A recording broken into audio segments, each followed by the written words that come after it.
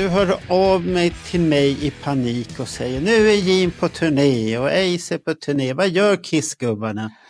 Ja. Och du ville prata om det och du är alldeles till dig och problemet är jag är inte ett dugg till mig. Så Nej, men det här blir intressant det här, Bernt. Det här gäller ju att reda ut. Vi har ju många gånger genom åren haft telefonsamtal när vi har suttit och pratat med varandra och så har jag tänkt som så här, varför spelar vi inte in det här för? Ja, det är för att det inte går till att börja med. För andra för att det inte är en podd. Men många gånger så är våra samtal poddar fast ingen vet om att de är ägt rum. Ja, för fan. Det där är inte bra. Ja. Nej, men och sen är det så att vi har inte gjort några Bernt-nyheter på jättelänge. Nej. Och sen är det sällan som du och jag har suttit så här och haft lite mysigt tillsammans. Ja, du har saknat det. Du har muttrat lite i kulisserna där. Så. Ja, jag är i kylan och han bryr sig inte om mig och allt det här. Vad händer? Han vill bara ha in massvis med experter och gäster och sånt där. Jag då. Så att nu tar vi fram lilla tilltufsade Bernt som har klippt sig och gjort sig fin här. Ja. Och han vill ha ett ämne som han tycker är jättestort. Du har funderingar i den här funderingsserien. Så här. Ja, men det här är ju jättestort. Vad gör Kiss-gubbarna idag? Ja, det är inte ett dugg stort. Jag förstår inte den här förundran som du har och fascinationen vad de gör. Så att du får gärna förklara mig den här kommande timmen eller vad det blir här nu. Vad är det som är upphetsande? Och man kan väl säga så här att vi har ett antal människor som består i princip av Gene Simmons, Paul Stanley, Ace Frehley, Peter Criss och sen så är lite mera löst folk som Bruce Kulick, Eric Singer och Tommy Thayer. Vad blir det? 7 stycken människor att hålla rätt på. Hålla rätt på? Ja. Var det något kollektivt dagis här? Ja, man måste hålla rätt på dem. Ja.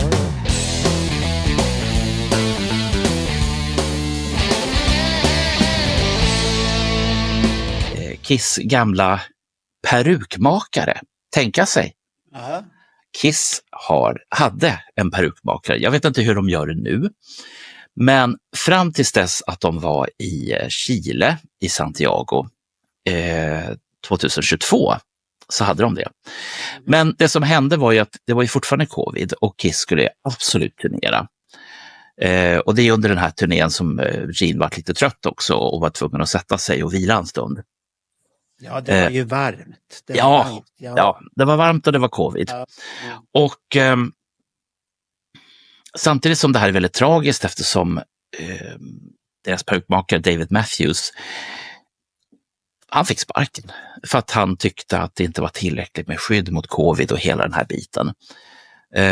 Och i hans stämning så stod det ungefär någonting i den här stilen och vad som var liksom själva anledningen till stämningen, och jag citerar från stämningen här att det handlar om Mr. Simmons, Mr. Gene alltså.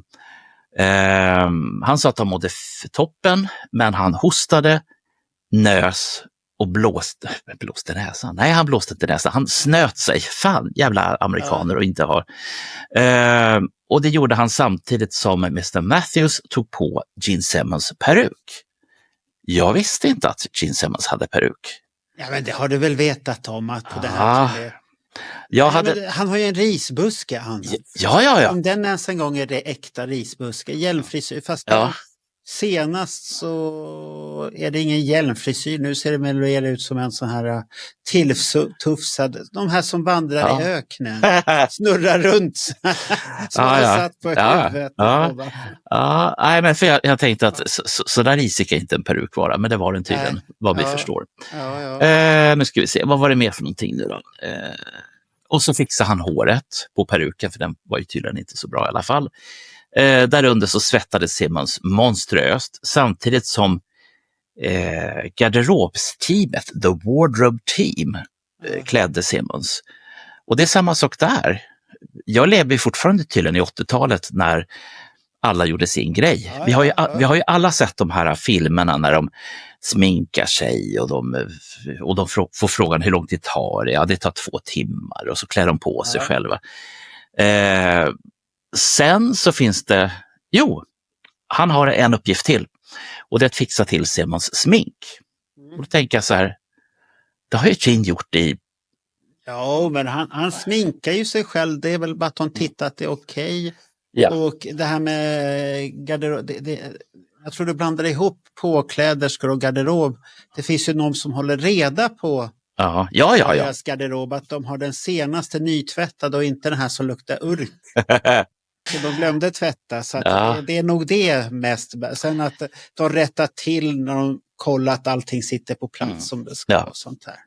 Ja, nej, men det skaver, för det gör ju ont om det skaver någonting. Precis. Ja, nej, men Paul vet vi om och vi vet om Eric och det sitter väl en peruk även på Tommy. Jag har inte ens tittat så jävla noga på det. Ja, Tommy är väl den som är närmast riktigt hårt, tror jag. Nej, men han har nog ingen peruk. Nej, det ser bra ut privat också. Ja.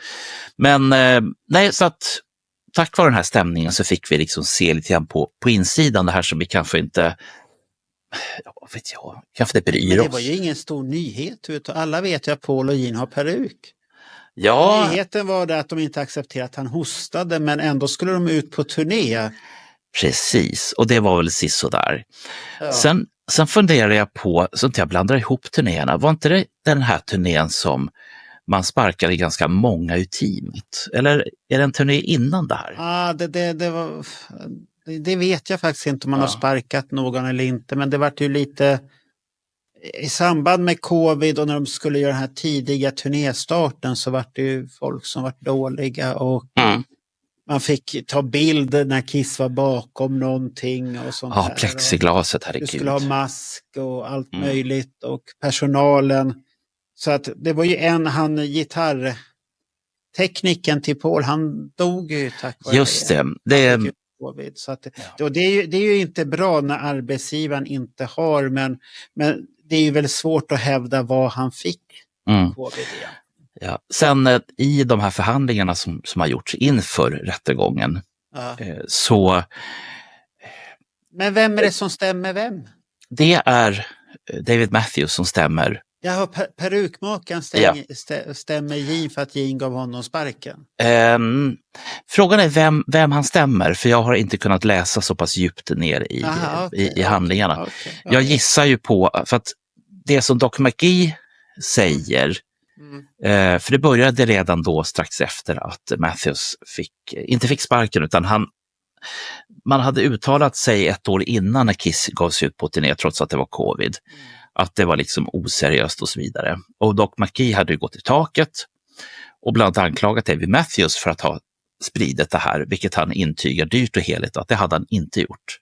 Och jag kan väl tänka mig att kanske Doc gick runt där för att liksom se vem mer kan det ha varit. Men det var... Ja. Så den biten dyker också upp i det här. Men Doc McGee hävdar ju då i den här stämningen att David Matthews var inte anställd utav Kiss. Han var ju en independent contractor som det heter. Vad det nu ska betyda. Men han är ju där ändå. Så det... Precis. Ja. Sen om det är men hur är med det här gitarrteknikerns fru då? För hon skulle ju vidta åtgärder. Ja, kanske inte varit någonting. De har gjort upp utanför. Ja, de gjorde upp utanför. Okej, det är det klassiska. Okay. Ja, det blir men det kommer väl sluta med det här också, att man gör upp sen. Ja, men man märker att det går åt ena eller andra hållet och det gör man upp. Ja, och det är precis vad man har gjort i det här fallet för någon månad sedan. I peruken också? Ja, peruken är för någon månad sedan. Och, de har gjort upp också. Ja. Så att och gitarrteknikens dödsbo, det är längre tillbaka. Jag har inte tittat i det nu. Nej. För att jag vet att vi var grävde i det här när vi gjorde Bernt-nyheter.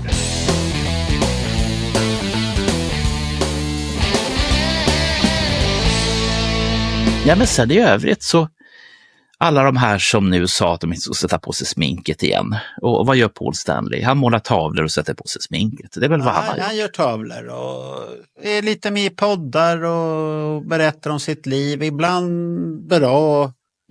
Han gjorde ju en rolig podd tillsammans med den här han som är från de här gänget som gjorde så här idiotiska stunts.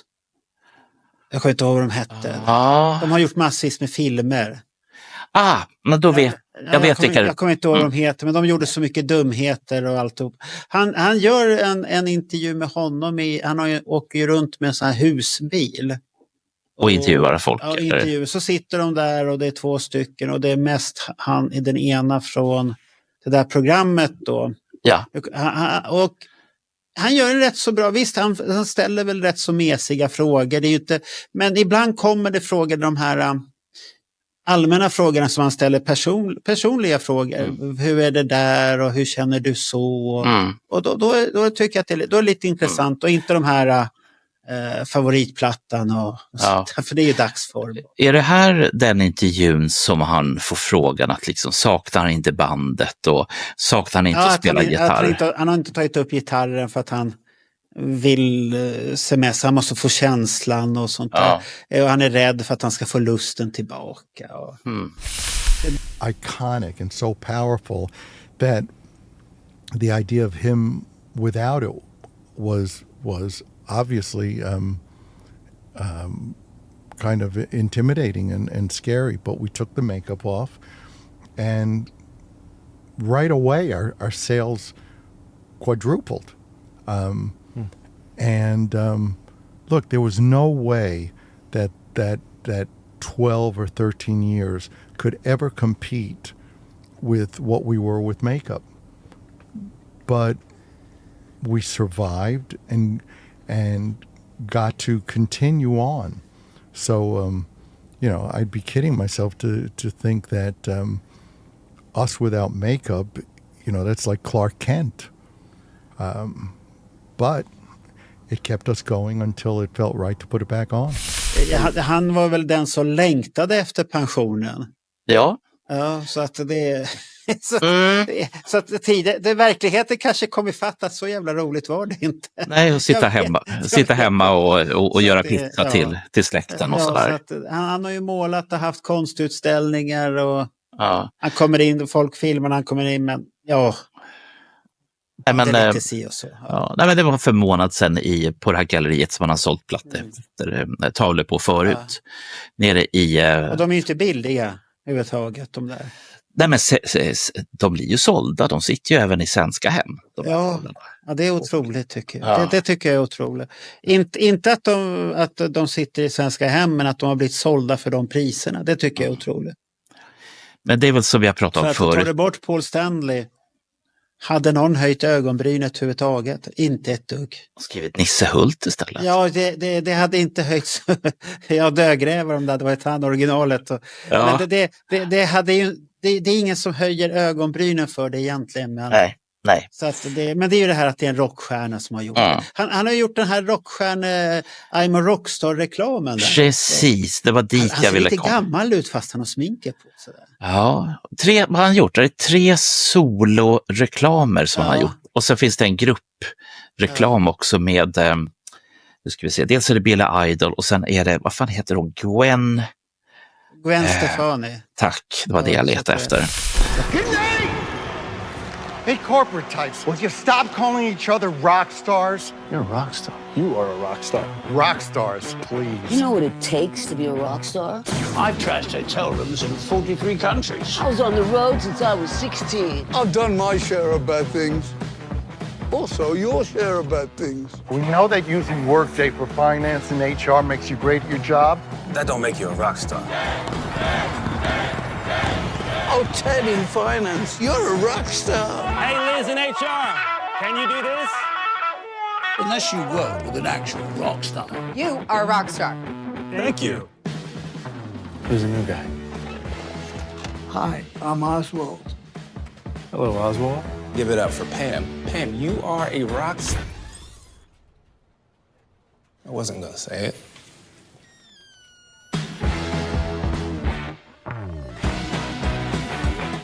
Who are my rock stars? We are.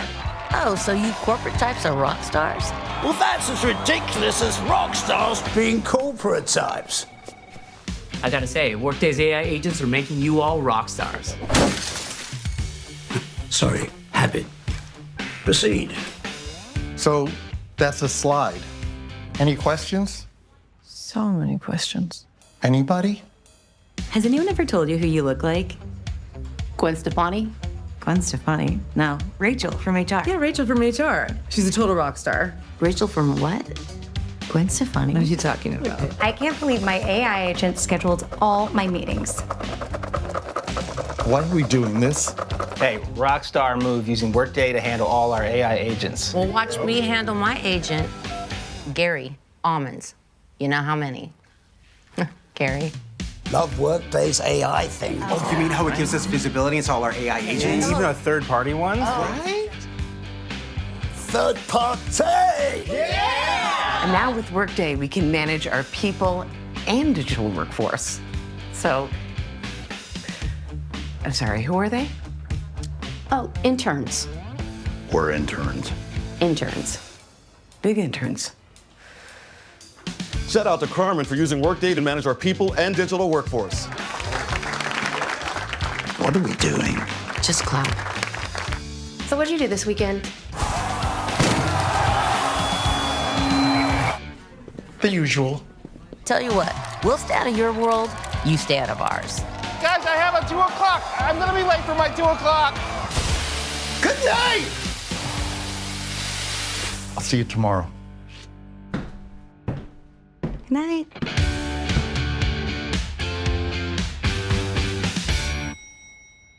Och jag förstår inte varför man går runt i företag i USA och säger jag är en rockstjärna. Vad är det för jävla uttryck? Ja. I'm a rockstar. Ja, okej. Har vi något liknande i Sverige? Nej, nej. Jag är en superstar. Nej. Jag är en mellostjärna idag. Eller mellodiva. Ja, nej, inte ens. Men har man något sånt uttryck i Sverige? Nej, och det är därför jag inte riktigt förstår reklamen. Visst, den är kul. Billy Idol som kontorist är alltid trevligt och Gwen Stefani som kontorist är alltid trevligt. Men Paul Stanley är ju fortfarande... Men baseras det här på kanske att alla rappare och hiphoppare kallar sig för rockstar? Ja, men det är väl vad en pensionär gör som en rockstar. Han gör inte så mycket. Han går där och funderar och han kanske planerar för Storma Vegas där. Hur operation Storma Vegas ska gå till, om de ska komma från flanken eller från höjden eller... Jag tänkte vi kunde ta det mot slutet. Gräva sig in eller vad de ska göra. Så att, jag vet inte, det är operation Storma Vegas.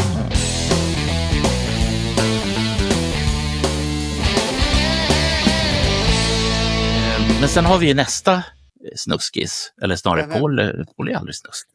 Det är Gene som är snuskig. Nej, Paul är inte snuskig, han brukar försöka undvika det. Han hade ju turnépremiär för några dagar sedan i någonting som heter Beaver Dam.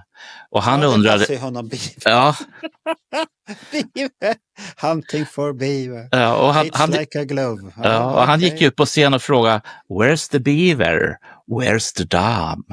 Ja, men det är ju typiskt. Ja. Ja, du var alldeles till över den där showen. Ja, jag var ju det, för att det var ju... Varför då? Förklara för mig, varför då? För det första för att någon hade spelat in hela konserten. Ja.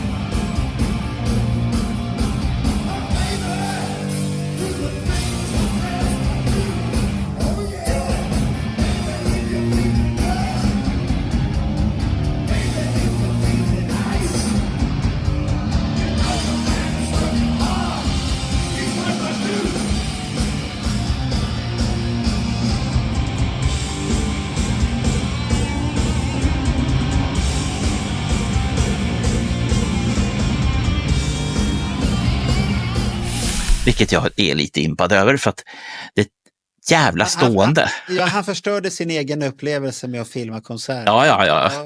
Han får väl se om den utan kamera. Jag upplever den via skärm sen. Ja. Sen är den filmad väldigt nära ifrån. Du får den här närhetsupplevelsen om att få stå längst fram. Det här som vi har pratat om så många gånger förut.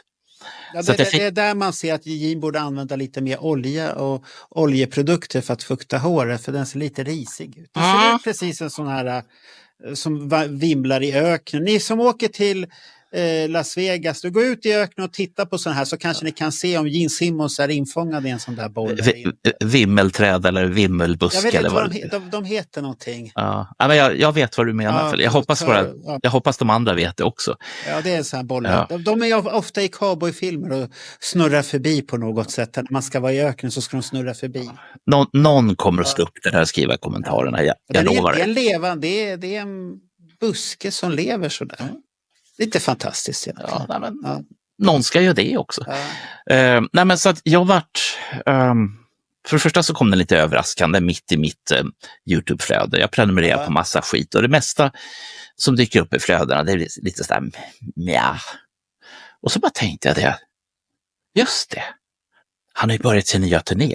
För att den andra när de skulle ha börjat då blev ju inställt därför att det regnade så in i helvete. Vilket det faktiskt gör här också. Det regnar. De är lite blöta, publiken. Alla är blöta. Ja, de är väldigt blöta. Och det var ovanligt att amerikanerna stod ute. Man brukar ju ställa in när det regnar för det är farligt. Ja, och det som är intressant med den här Beaver Dam är för det första att det är så in i helvete med folk. Och det är bara hans konsert. Det är inte någon festival. Eller är det ingen festival? Nej.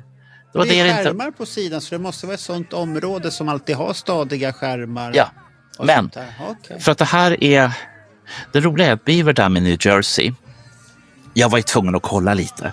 Alltså, för det första så ser scenen ungefär ut som med lite fantasi, så Gröna Lunds stora scen, något i den stilen.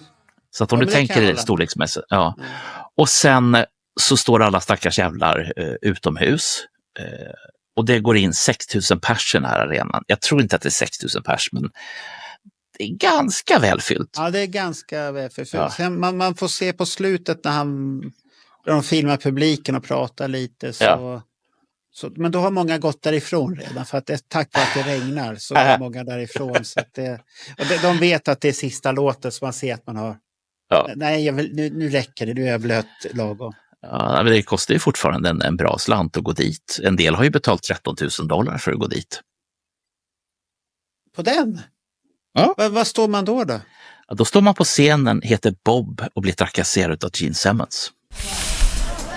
There's Bob. Come on out, Bob. Grab that microphone. Say hello, Bob. Oh, come on. Don't talk like a pussy. Just grab that thing. Talk into it. Hello. Hello. Come on, like a man. Hello. Girls, Bob is single. Tell us the truth. How big is it?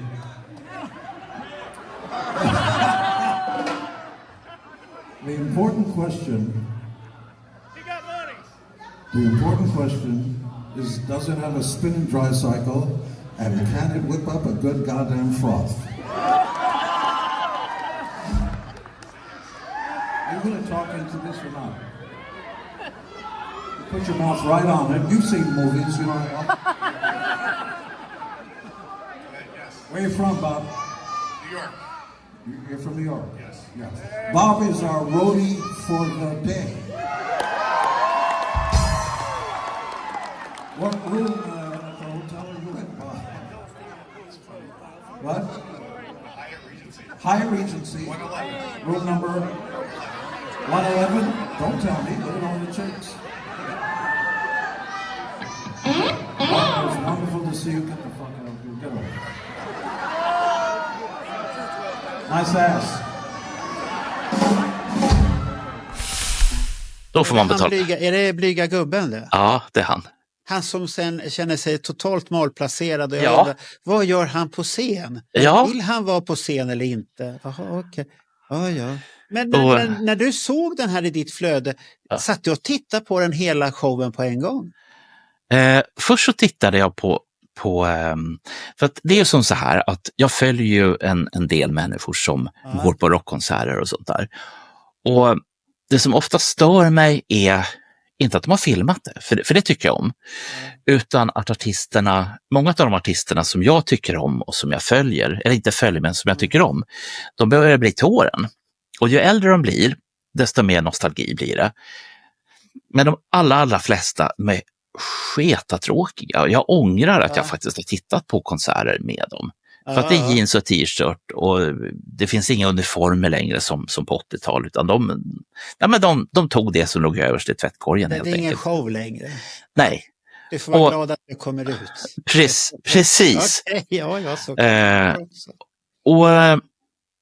och så tänkte jag, så började jag titta på en stund och så tänkte jag men vad fan, det är bra filmat, det är bra kvalitet. Jag fastnade på hela. Ja.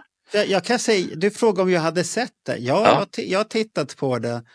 Men jag vill inte säga till dig att jag hade bara sett en stund. 2 minuter, sen tyckte jag, det är gamla vanliga Lattjo Lajban-lådan igen. Men och så spolade jag lite och märkte, nej, det är ju samma skit igen. Alltså, så att, men jag kan berätta, det finns ytterligare ett skäl till varför jag var kvar. Jag sitter ju huvudsakligen med hörlurar och tittar på YouTube på min tv. Och stereoljud, alltså det är ju stereoljud, alltså du har en närvarokänsla om du har hörlurarna på dig. Jag gissar att han har en iPhone, för iPhonerna spelar in i stereo. Det kan vara andra telefoner också. Men jag uppskattar verkligen den här närvarokänslan som iPhonerna ger när du har varit och tittat på konsert. Så att, tips till er som tittar. Jaha, men tyckte du att det var så? Det var ju samma som i Dalhalla. Ja, men jag har ju mindre nonsens var arrangerat på ett bättre sätt. Men det var ju det var ju jättetråkig konsert. Young Jason is going to take lead vocals and it goes like this.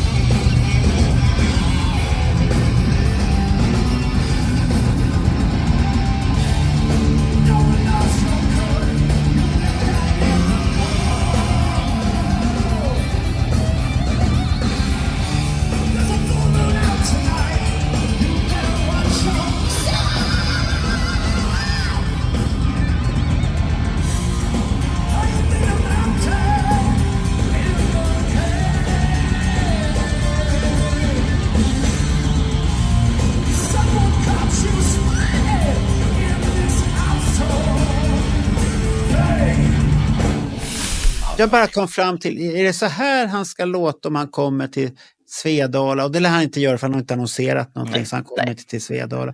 Så att då kommer inte jag gå. Det säger jag här och nu, och så kommer jag spela.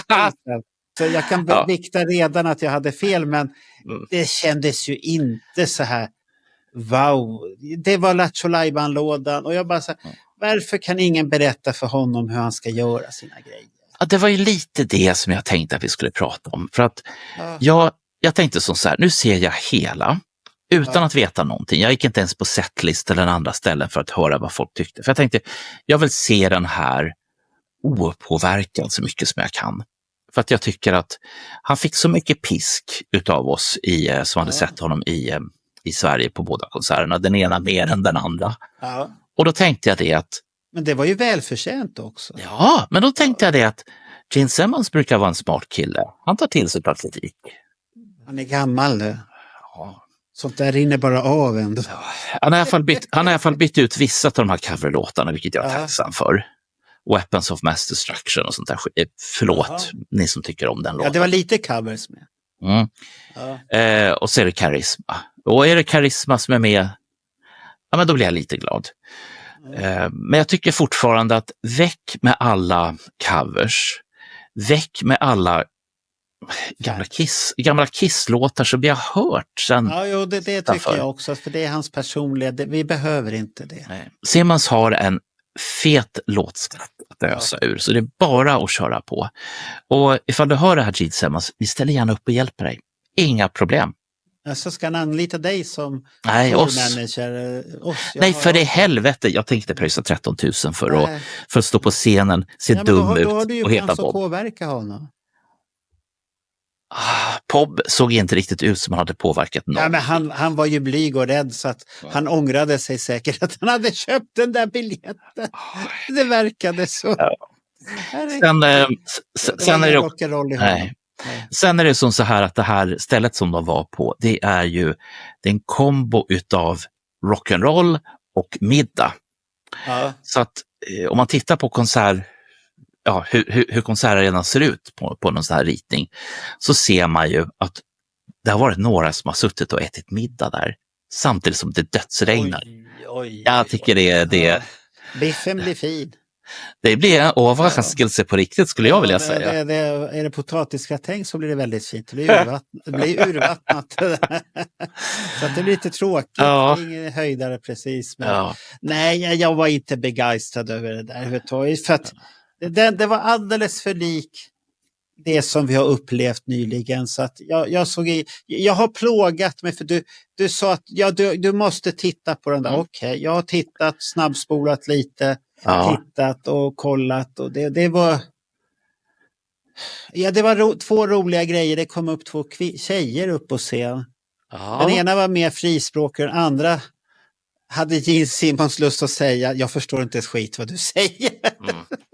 Så att, och hon hade ingen taktkänsla heller, stackar. Så att men hon var entusiastisk, och sen så var det här rock'n'roll all night, och det var folk där.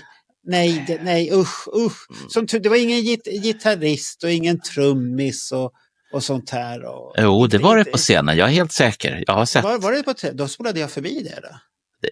Det finns ingen trumsolo, men det finns det är väl ingen som tar över trummisrollen, det var det jag menar. Nej, just det, men då såg jag rätt då.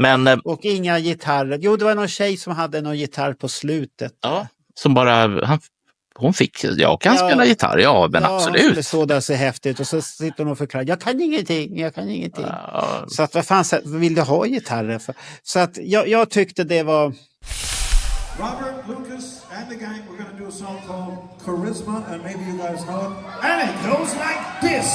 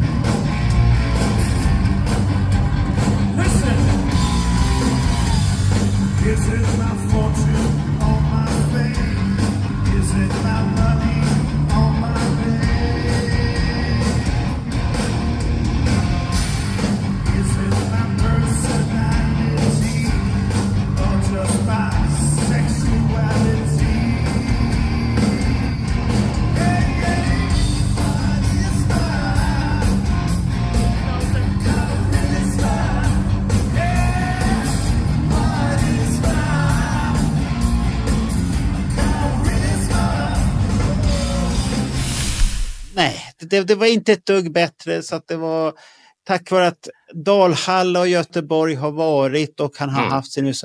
Och det här är version 2.0 på den här turnén. Han har inte lärt sig någonting. Då får det faktiskt ännu sämre betyg än Dalhalla. Nej. Jo.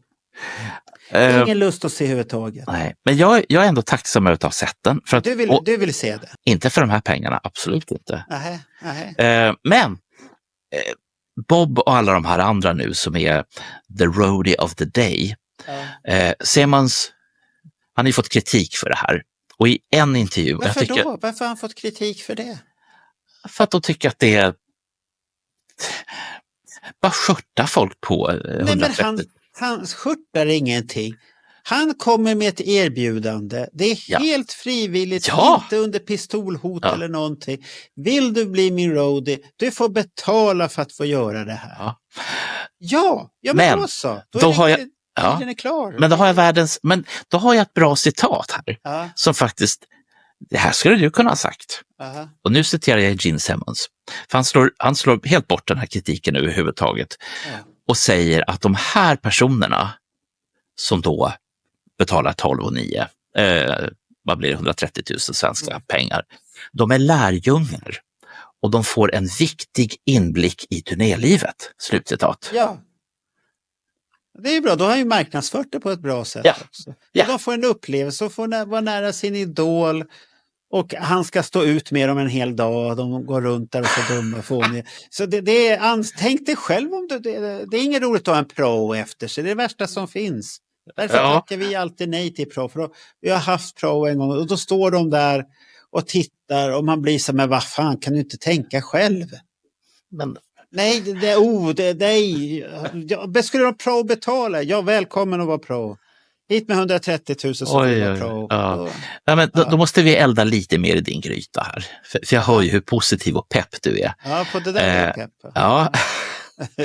Så att efter det så var han i Count Basie Theater. Bara det, du hör ju bra det här låter. Ja. Det är också en sån här utomhushistoria. Och lirade. Och det är exakt samma... Ja, men det är en legend i alla fall. Ja. Nej, men att Simmons kör samma setlist igen. Och det här, för mig så känns ju det här lite grann som att han kommer inte att alternera låtarna. Att nu har de ett sätt. Han har lärt sig de här och nu är det så. Mm. Men fortfarande så ska det släppas upp folk på scenen i tid och otid. Han har slutat att fråga om önskemål. Ja. Det gör han inte. Men det som han också gör här nu, det är att han skäller ju på roadcrewet och säger att ni behöver inte ta dem runt överallt. Det kommer ta halva dagen. Lyft upp dem bara. Sätt upp dem på scenen. Så att det är hårda budar från Simmons. Han fyller 76 år. Men, han har fått kritik att det tar lång tid. Och det där var det ju många som tyckte att det där hade man ju kunnat förbereda. Gå runt innan konsert som de gjorde på Gröna Lund och gav en lapp. Du ska upp på scen, du ska upp på scen. Kan du sjunga, kan du trumma? Då vet vi det. Behöver inte hålla på så där och så förstör du deras konsertupplevelse för de måste stå vid sidan av scen hela tiden. Men då är det så pass enkelt att det här visste Simmons redan 2018. Ja. Ska vi slänga med? Nej. Frånsett 130 000 spänn för att vara roadie of the day för att lära sig turnélivet. Alltså, du har hakat det på det där hela tiden. Nej, jag har mer hakat. Det är du och pengar, Bernt. Det går inte ihop alltid. Nej, men ska vi prata om entrékostnaden? Vad det kostar att... vad kostar det att gå på konserten där? Jag trodde aldrig du skulle fråga, Marco. På den här arenan så kostar de $89 styck. Och det är en tusing ungefär. Ja, det är 1000. Det var vi betalade idag. Ja.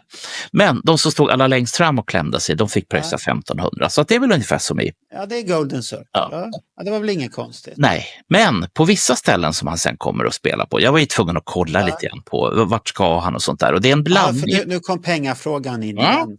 Då gick jag igång, absolut. Okay. Nej, men han har bokat in sig på ett ställe i Kalifornien som heter Niagara Falls. Känns den bekant, den orten? Det finns i Kalifornien också. Ja. Jag var tvungen att kolla upp vad fan. Det finns väl, de har väl döpt någonting som hyllning där. Ja. Nej, och då kan du få pröjsa någonstans mellan 3 och 4 000 spänn för att få stå längst fram. Så att vill du så kan du få betala. Ja, men då är väl någon specialplatser då? Ja, de som står längst fram och trängs. Ja, du får någonting special. Du kan få plektrum på det och sånt här.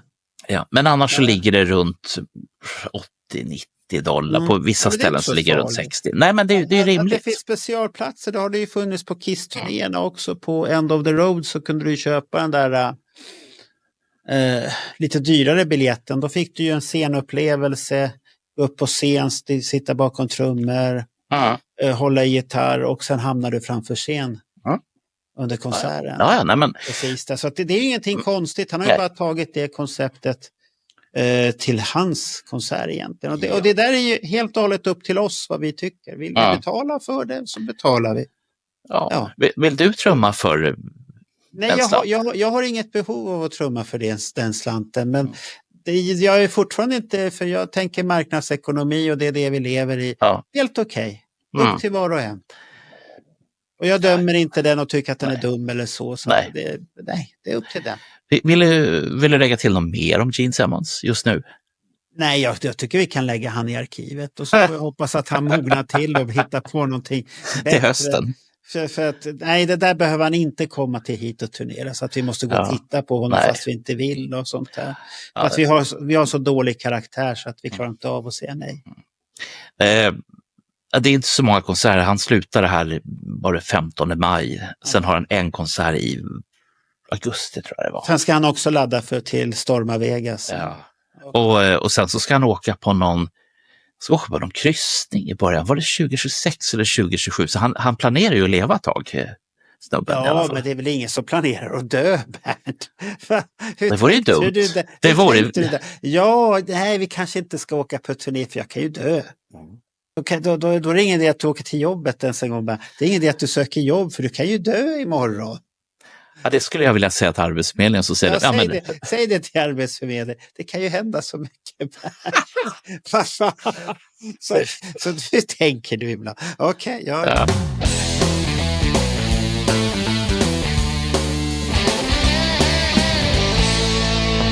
När vi ändå håller på och gnäller, ska vi gnälla på en till? Ja, vem är det nu du ska gnälla? Ja, jag tänkte på Ace Frehley. Ja, han gör ju en rökarkonsert men han ser inte så här motiverad ut och sen är det ju det läskiga med Ace är att när han kommer in på scen så det första jag tänker på är det en peruk eller har han så här fluffigt och fint hår nu för tiden? Ja, den är ju... Och sen färgar han skägget. Han ser ut som Bagge i ansiktet, så här färgat skägg. Så att det har han också. Ja. Så att ni som har tänkt att krama honom eller pussa honom och tänkt på att det kan kanske kleta av sig. Ja, det kanske inte gör. Han har väl så här permanent som sitter där. Det är ju... han var i alla fall på... För det första så turnerar han ju och har gjort ett tag. Lite för mycket. Han håller på att urvattna sig själv tycker jag. Ja, och så spelar han på stort och han spelar på smått. Och jag hittade en bild där han är i ett ballroom och det var väl i början på maj. Vad gick det in där? 300-400 pers? Ja, det är småklubb och sen är det större evenemang och sånt här. Och det enda som jag tyckte var chockerande det var att han började med Chakmi.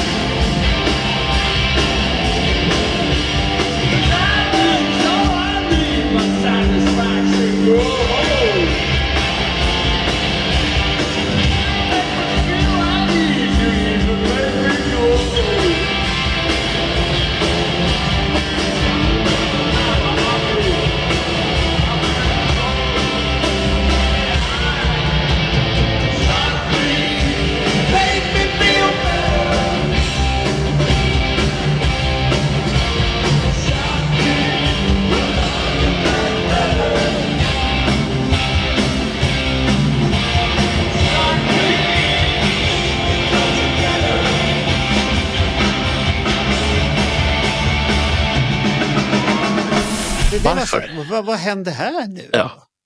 Nu ska publiken chocka honom från första början här nu. Så att den passar som öppningslåten då. Konstigt nog. Får se om den här stund.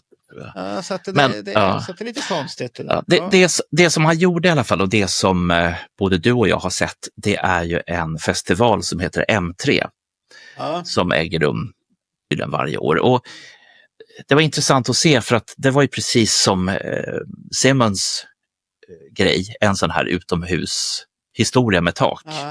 Fast inte så mycket tak. Alltså nu regnar det tydligen inte där. Nej, där var det fint.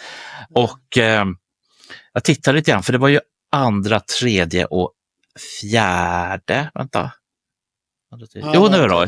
Fredag till söndag. Och det var ju ganska duktigt folk där.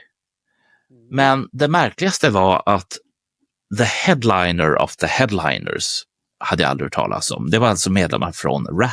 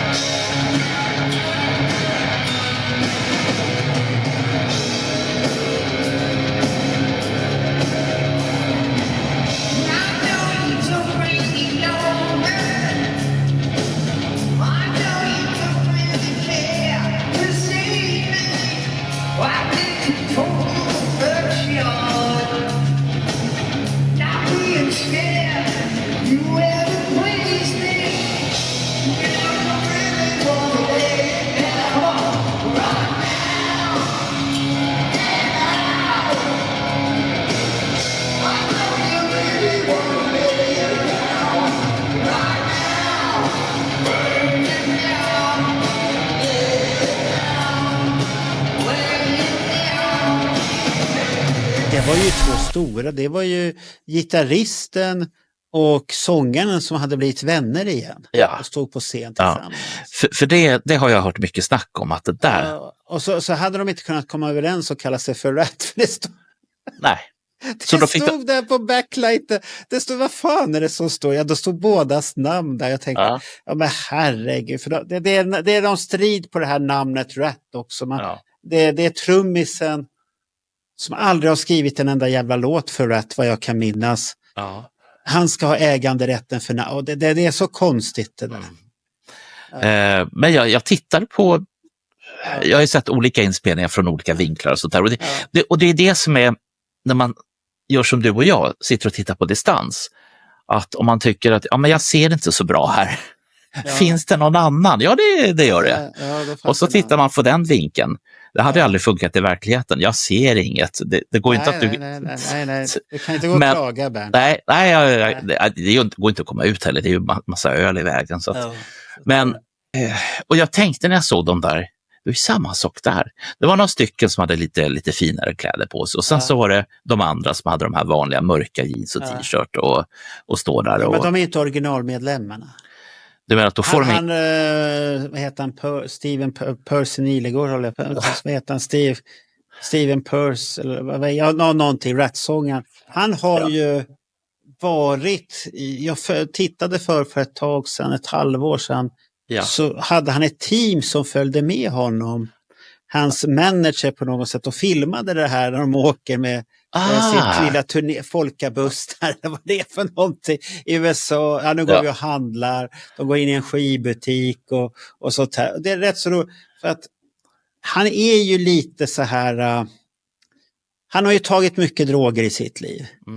För han har ju lite ryck och tendenser lite så här helt plötsligt när han pratar, han sångar.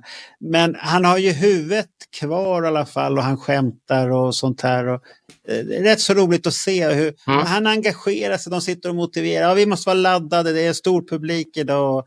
Och så ser man någon film, det var ingen stor publik, men det stod några stycken.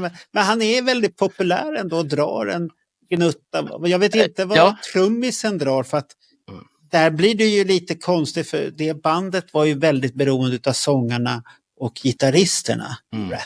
Det var ju ingen som gick och tänkte på trummisen i det bandet. Nej. Och jag menar, det var gitarristen, den ena, han som dog i AIDS sen, och så har du han som är kvar där nu då, som du sa, som han turnerade med nu, som hade återförenats. Så att det var ju bra gitarrister och sångare.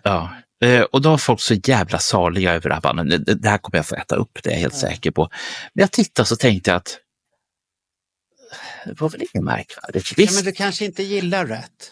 Det kanske det. Jag gillade Rat i mitten på 80-talet. Jag har ju flera plattor med dem från den här tiden. Så att det är ju inget konstigt alls. Men han låter ju lite mossigare, men ibland tar han i och låter bättre och sånt där. Det beror på vad det är för ställe. Det är väl samma om vi återgår till Ace där, att jag tycker det... Jag saknar energin i bandet, tänkte jag säga. Ja, men det är ju för att han har spelat lite för mycket. Han har ju turnerat, om det är skattemasen som jagar honom, och Han måste ha in pengar och det är lite mycket konstig fiffens försäljning vid sidan om också. Och sånt här, så att det är mycket om och men, och och publiken verkar ha, vi var här för ett halvår sedan och såg Ace, nu ser vi honom igen. Och det blir ju inte samma effekt.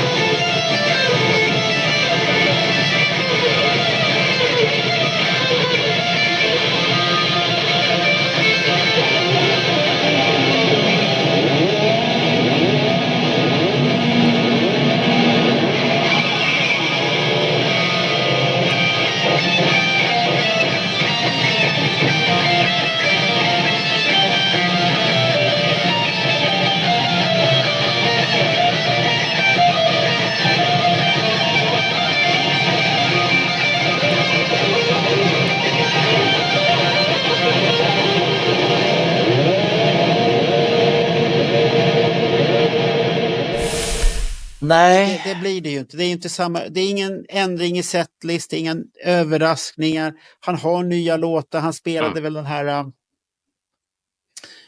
Cherry Bomb, eller vad fan hette den där? Körsbärsbomb. Det är Cherry Bomb, en helt annan. Vad hette hans jävla Cherry? Ja, men det vet vi. Ledder och Cherry Ledder. Ja, det var någon i alla fall körsbärslåt han spelade. Och så spelade han 10,000 volts, det kommer jag inte ihåg. Kanske han gjorde. Eller han tog bort den från sättet. Det hade varit fint ifall turnén heter 10,000 volts och så spelar han den inte. Han väl spela för jag spolade lite och tittade, för att han ser så oengagerad ut, tycker jag. Hur många klädbyten gör han egentligen? Det har inte jag tänkt på. Han byter kläder hela tiden under den här showen. Ja, det är, först så ska han ju ha någon jacka på sig och sen han tar av sig jacka. Men han bytte väl ingenting därefter sen? Han hade han hade en skjorta från början och sen allt eftersom konsertens gång, och eftersom jag inte fått se hela konserten utan bara bitar av den, så vet jag inte när klädbytet blir. Men det kan ju vara när han blir trött och ska kissa eller någonting sånt. Men då har jag nog sett en annan konsert efter det. För där tyckte jag inte han bytte någonting, för han tog av sig någonting och så hade han t-shirten under. Och så stod han med den. Det är inte hela världen, men det finns alltid kalenderbitare. Och de kan få skriva kommentarer där. Hur många klädbyten gör Ace? Jag tycker det är lite sorgligt, för han skulle ha behövt ta en paus i USA, men han behöver ju pengar förstås, och då blir det ju så. Och han borde ha kunnat ordna det här med att kunna komma till Europa och möta en annan publik. Så att det är lite fart på gubben. Och åka på rockfestivaler och sånt där, så att han får den här kicken han hade. Han kom till Sweden Rock och fick uppleva kicken där första gången med massvis med folk. Oj! Då hade han ju ståpäls säkert hela tiden och var lite hård och allt det här, och tyckte det här var ju roligt. Han har ju själv skrytit, det var 25 000 framför mig där och titta på mig. Och det är ju mycket. Och en publik som var med hela tiden också. Ja, men han är ju omtyckt, han är älskad i Europa. Det är bara att han kommer inte hit av utan de här skälen. Skatteskälen vi stoppar passet, så det har ingenting med någonting annat att göra. Det finns en koppling till en annan Kiss-medlem på tal om den här, och det är Paul Stanley. Han berömde, inte Ace, utan Diamond Dave, David Lee Roth.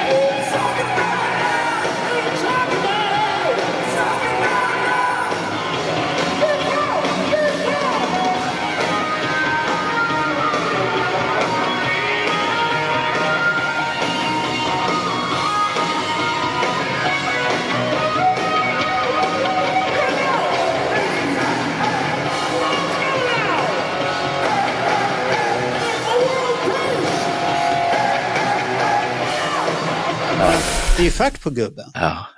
Sen var det, och Paul Stanley tyckte, precis som du säger, att det var fart på gubben. Jag tyckte inte det. Rösten håller inte alltid, Nej. men men det är fart, han studsar lite. Inte lika mycket som i sina glansdagar. Nej. För det var en sån här fånig sak som jag tänkte på. Och det var, han är så in i helvete lång. Men, och så jag var ju tvungen att kolla upp det här. Han är 1,83. Han är kortare än mig till och med. Ja, men, och då undrar jag, för att få spela med honom måste man vara kort då, för att han ska få se lång ut. Men han är väldigt vig. Han är sån här som sträcker på ryggen så här. Ja. Så att han är väldigt, han har ju alltid varit det hela sitt liv och sånt här. Men han är ju väldigt mycket entertainer. Ja. Så att det är och sånt här, så att jag tycker han gör sitt jobb bra och sånt här. Sen kanske inte rösten alltid håller hela längden, men nej. Sen hade han ju råd att köpa kläder också. Ja, men han är ju, de är ju gamla allihopa de här, så att det är inte mycket att göra åt. De är ju på sista strängen eller sista kapitlet i boken, eller vad man ska säga. Ja, det börjar ta slut, hur varken vi vill eller inte. Sen har vi en till som du är lite sådär, du blir extra glad varje gång som vi nämner det här namnet. Vem är det då? Lita Ford. Ja, var hon där också? Ja. Nej, jag blir inte någon speciellt glad för det. Hon är ju trevlig och sånt här. Och hon har ju blivit äldre också. Men ska vi ta skandalen på en gång? Ja, vad är det? Ace Frehley. Det var ju som så här att i den här festivalen så hade ett antal artister tecknat upp sig, och mot en viss slant så kunde du få en autograf utav dina idoler. Och Ace var upptecknad, han också. Och då fanns det, på honom så fanns det olika prisnivåer. Och jag vet som sagt inte vad som ingick i de olika paketen, för det har jag inte hunnit att kolla upp. Men storyn är helt enkelt, han började med de här, och då var han inte sådär han var inte trevlig helt enkelt.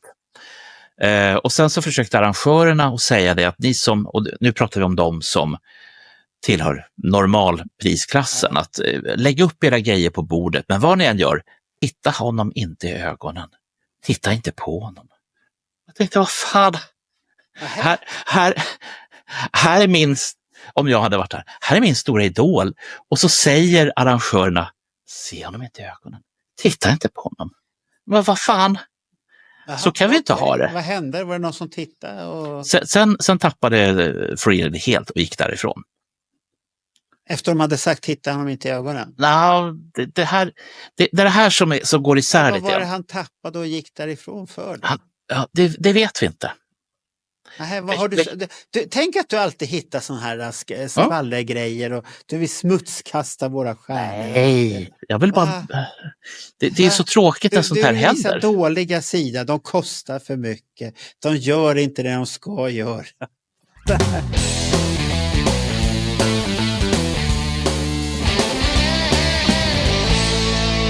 Men om du vill gräv i Peter. Ja, han ska ju komma med ett nytt album nu. Ja, ska han turnera? Ska vi åka på turné? Vi har redan sagt i en annan podd, kommer säga i en annan podd också. Jag kan säga så här, men vem var det som skrev det? Jo, det var en av våra lyssnare som skrev i en tråd. Ja. Det kanske blir en turné, nu ska vi inte hänga ut personen. Nej, det är onödigt. Men personen är känd för att vara lite entusiastisk och han är lite glad och hoppas att det ska hända någonting. Så det kanske är med skämt han skriver det också. Och titta på videon så förstår han ska inte ut någonstans. Han har sina 2 pinnar han slår med, och sen kan han sitta och lite och jassa på Stand By Me bakom trummorna och sånt här. Det är lite lugnt och lite fint och han trivs i det där. What would you do if I sang out of tune? Would you stand up and walk out on me? Lend me your ear and I'll sing you a song. And I'll try not to sing out of key. No, get high with a little help from my friends. Yeah, I'm gonna try with a little help from my friends. Oh, I get high with a little help from my friends.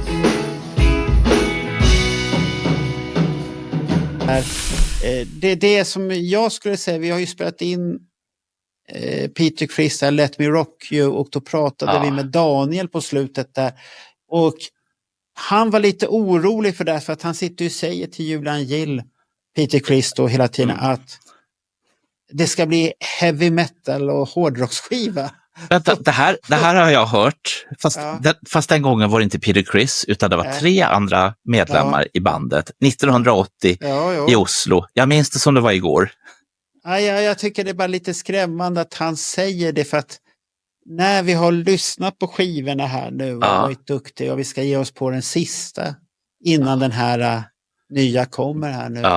Så att det är ju inte mycket heavy metal eller hårdrock på dem. Cat One är väl det hårdaste vi har kommit någon låt på den. Annars är det ju, och den senaste Let Me Rock You, det var ju väldigt soft. Det var ju till och med 50-talsvibbar på den och allt möjligt. Och en jättedålig ballad också. Någon Steve Stevens hade gjort. Fy fan vad dålig den var. Usch. Och du gnäller på mig och tycker att jag är negativ. Ja, men den var fan, jag tänkte, jag sa så mycket dumt, så tänkte jag måste gå och lyssna, sa jag för mycket? Nej, den var vad fruktansvärt dålig den är. Sen fanns det låtar som var bra ändå, så att men det finns. Ja, ni får lyssna på den podden sen när den kommer. Det finns lite så här. Kommer på en YouTube nära dig eller i en poddläsare nära dig någonstans. Det kommer. Det är vår serie Hell or High Water där och sånt där. Men Peter Criss där, jag har inga förväntningar alls. Ingenting. Vi är tacksamma ifall den kommer. Ja, jag vågar inte ha några förväntningar, så att de får säga vad de vill. Så lyssnar jag på skivan när den kommer sen och tolkar själv vad det är för någonting. I bästa fall så har han väl gjort en boogie rock-skiva eller någonting så. Lite rock'n'roll. Vanlig helig rock'n'roll all night stuksmusiken och sånt där, Let Me Go och sånt där. Hårdare, jag har svårt att se att det ska bli hårdare. Jag kommer tänka på en grej. En liten surprise. Det finns en till musiker som har varit med i Kiss, som fortfarande lever. Som heter Vinnie Vincent. Vad är det med honom då? Om man tittar på hans offentliga hemsida så konstaterar vi att dels att han kanske inte är så datateknisk längre. Och sen så har han petat ut, som han påstår är spår från en kommande skiva. För vad hör man dem då?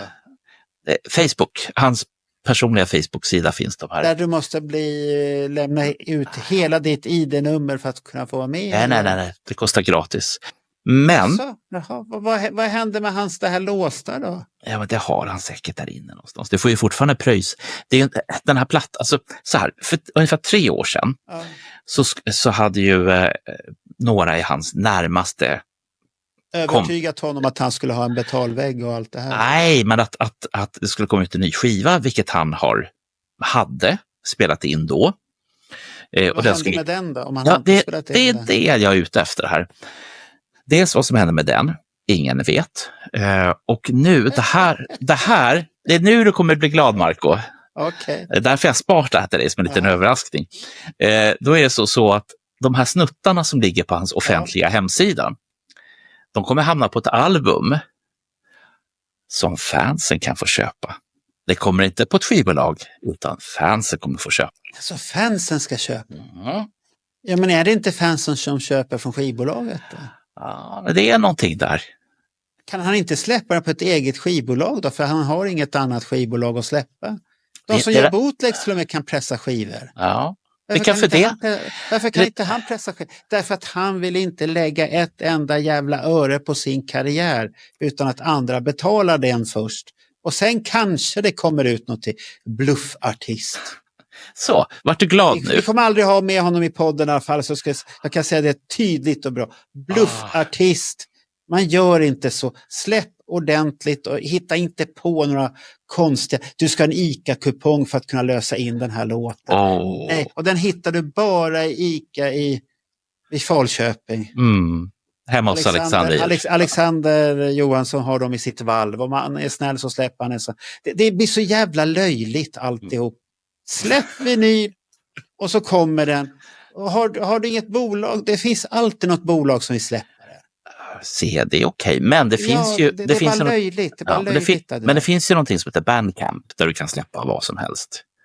Till det priset som du vill. Släpp det strömmande om du inte vill släppa det på Ja, men det är det som... Bandcamp är antingen strömmande eller fysiskt. Du väljer hur du vill släppa grejerna. Men varför ska han då hitta på någon konstig version då? Inte vet jag heller. Det ska släppas på ICA i Las Vegas. Men jag märkte att du skulle bli skadligt upphetsad. Nej, jag är inte skadlig. Jag blir bara irriterad. Och sen att du försvarar honom hela jävla tiden också. Var därför jag tänkte, jag säger ingenting. Du ville du inte säga någonting. Och vad är det för låt? Är det så här jävla gitarrmangel? Bara, ja, absolut. Fy fan.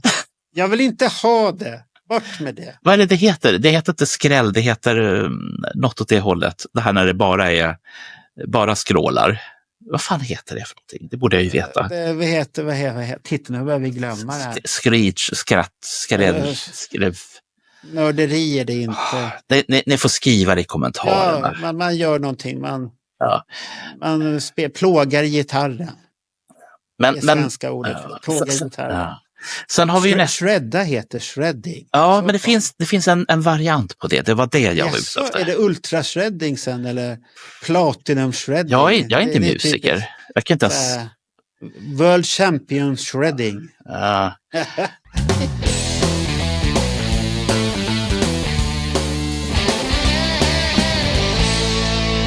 Det finns flera personer som ingår i de här kisskretsarna. Jag tänkte att ska vi ta en snäll en så du blir lite glad istället då? Ja, nu tar vi en snäll. Ska vi ta Tommy Thayer? Ja, men han har väl inte... Han bara spelar golf och släpper vin och sånt. Ja, och är i Tjeckien med sin bebis. Ja, och sen är han på pophouse och tittar och övertygar om att det finns något i valvet som de ska släppa och det här är bra. Och sen engagerar han författare som kontaktar dig till och med för att du ska vara med i deras tjofräser. Och då har du blivit alldeles till dig utav det. Ja, jag vill varken... på hans lista nu. Jag vill varken bekräfta eller dementera det. Men vad är det här? Jag kan inte säga... Du kan väl säga, jag har pratat med en författare. Ja, jag säger det, Bernt har pratat med en författare för att han har skrivit en text som kanske kommer användas i Kiss officiella sammanhang om 1980. Så jävla farligt var det inte. Skapa en hype istället för... Får inte säga, fy fan. Alla de här borde gå på marknadsföringskurs. Skapa hype. Ja, men om jag nu skulle säga så här. Vet du vad, Marco? Ja. En av de mest kända Kiss-författarna, nej det är inte Alex Bergdahl eller Carl Linnaeus. Har kontaktat han gillade mig. Då? Ja, det gör han. Ja. Och så säger det...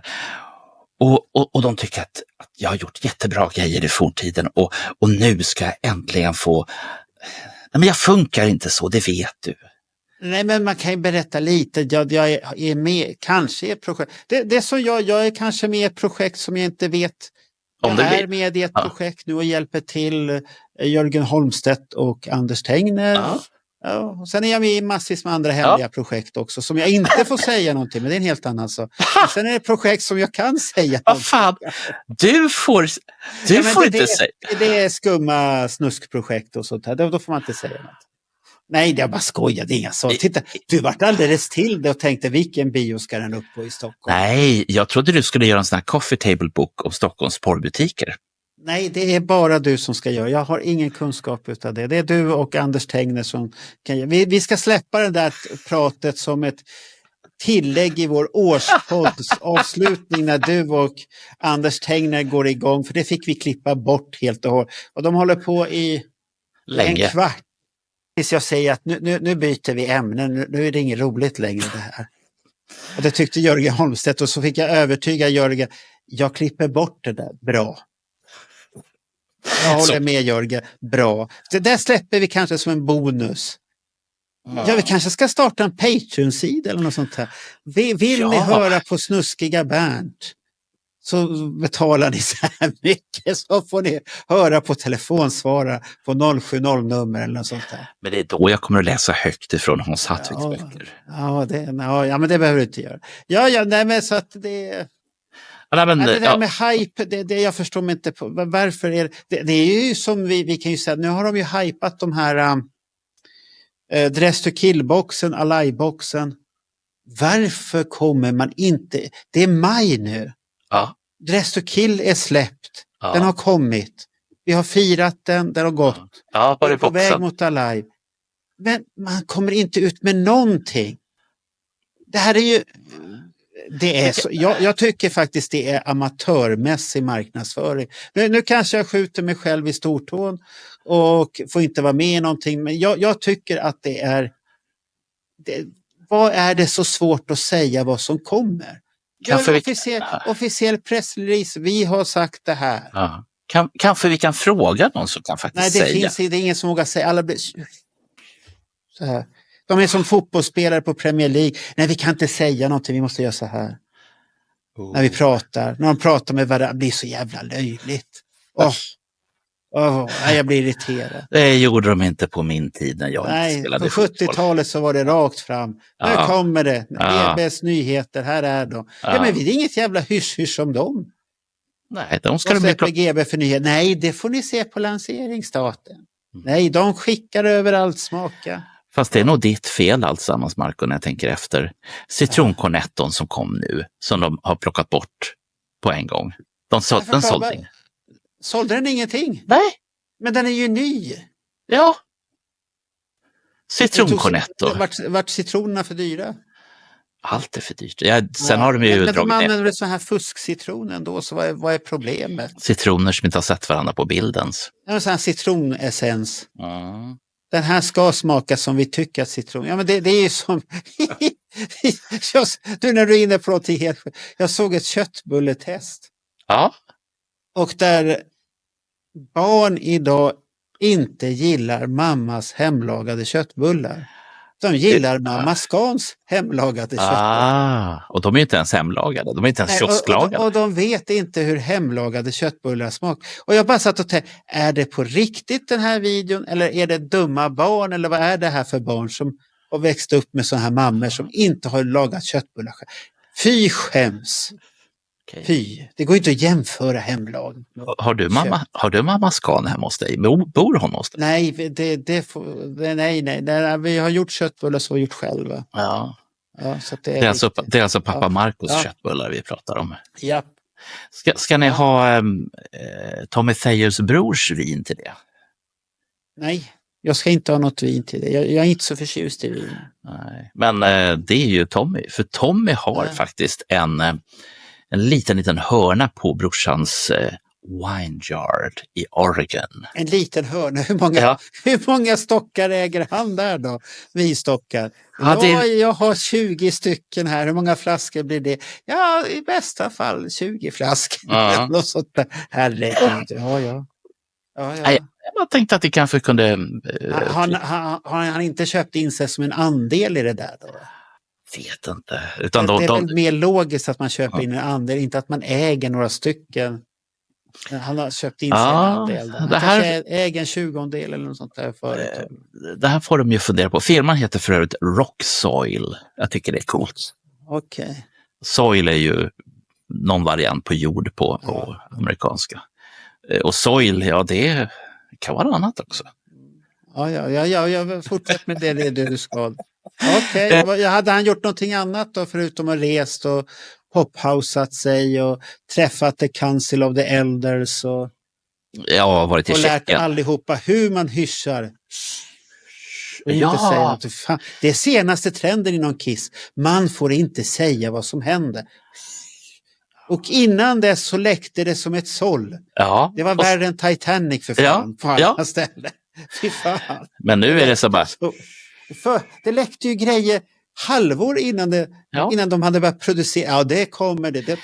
Det vet jag ger Simmons. Bilden kommer röra på sig. Men jag vet ju, och det här har jag ju fått äta upp i efterhand. Det var ju när det var en brasiliansk Kiss-sida som, det är 4 år sedan. Ja, det kommer jag ihåg. Oj, herregud vad du fick själv för det. Ja, och det var ju sant då att det var fake. Ja. Sen var det inte det. Det var väl någon som ville vara nya före någonting. Ja. Hörru du, Eric Singer. Ja, det är den osynliga mannen där. Ja. Han har varit med på några, han var på Council of the Elders och träffade dem lite kort där. Fast det var inte det hemligt?